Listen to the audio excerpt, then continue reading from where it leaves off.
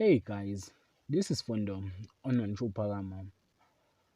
Coming up next on Uzalo this week, Monday. Nomaswazi account setback putting together the next job. Nonka realized his involvement with the drug operation, while Njeza vows to never to return to Nkunzi. Tuesday. Gingy effort at reconciliations are met with a cold response from Nomaswazi. Nonka convinced to plead guilty, but I used charmings to try and swindle money from Sondo. Wednesday.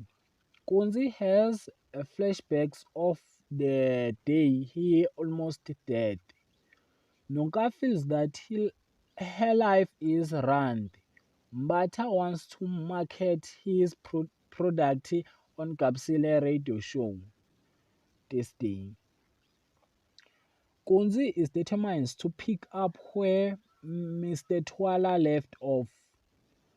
Nonka drops a bomb on her family.